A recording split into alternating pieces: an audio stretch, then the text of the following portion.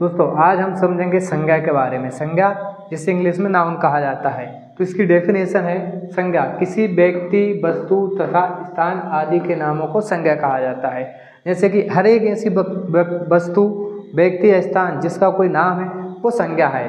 जैसे रमेश, किताब, भोपाल, कुर्सी, पंखा आदि। इसके अलावा और भी बहुत सारे उदाहरण आ सकते हैं, जैसे कि ये मार्कर, ये व्हाइट बोर्ड। संज्ञा के भेद या प्रकार। संज्ञा 5 प्रकार की होती है। पहली आती है व्यक्तिवाचक संज्ञा जिसको प्रॉपर नाउन कहा जाता है। दूसरी आती है जातिवाचक संज्ञा जिसको कॉमन नाउन कहा जाता है इंग्लिश में। तीसरी आती है भाववाचक संज्ञा, अब्स्ट्रैक्ट नाउन। समूहवाचक संज्ञा, कलेक्टिव नाउन। और द्रव्यवाचक संज्ञा, मटेरियल नाउन। ये संज्ञा के 5 प्रकार होते हैं। जैसा कि आपने अभी इससे पहले हमने पढ़ा संज्ञा और उसके भेदों के बारे में। अब हम उसकी जो भेद हैं उनकी परिभाषाओं को समझेंगे। पहला आता है व्यक्तिवाचक संज्ञा।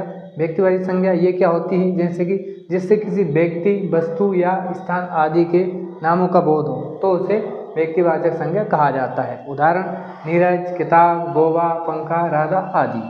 दूसरी आती है हमारी जातिवाचक संज्ञा।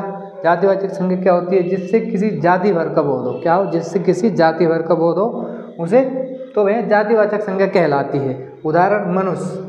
पहला उदाहरण आता है मनुष्य। जैसे मनुष्य कहने से संपूर्ण मनुष्य जाति का बोध हो जाता है। केवल मनुष्य बोलने से संपूर्ण सारी मनुष्य जाति आ जाती है उसके अंदर। दूसरा आ जाता है बिल्ली। बिल्ली क्या है? बिल्ली कहने से संपूर्ण बिल्ली जाति का बोध होता है। जितनी भी बिल्लियाँ आती हैं सारी बिल्ली जाति केवल बिल्ली कहने से आ जाती है। ये सब जातिवाचक संज्ञा के अंतर्गत आती है।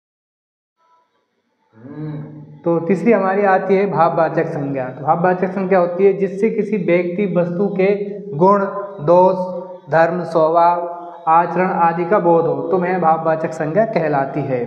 उदाहरण के लिए अपन ले सकते हैं ईमानदारी, अच्छाई, बुराई, सुख, दुख, बचपन, बुढ़ापा आदि भाववाचक संज्ञा है जो कि किसी के गुण, दोष, आचरण, स्वभाव आदि का बोध कराती हैं।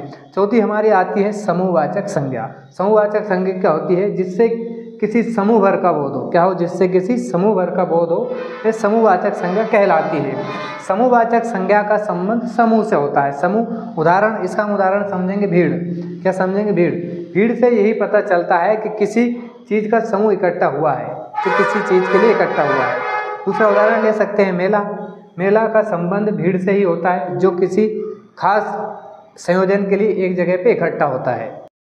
आती है द्रव्यवाचक संज्ञा। द्रव्य का अर्थ जिसे नापा या तोला जाए किंतु गिना ना जा सके वह द्रव्यवाचक संज्ञा कहलाती है। उदाहरण के लिए हम ले सकते हैं पानी, घी, तेल, शक्कर, पत्थर, गेहूँ, सोना, चांदी आदि द्रव्यवाचक संज्ञा है जिन्हें हम सिर्फ तौल सकते हैं किंतु गिन नहीं सकते। अगर आपको वीडियो अच्छी लगी तो लाइक करें और कमेंट करें।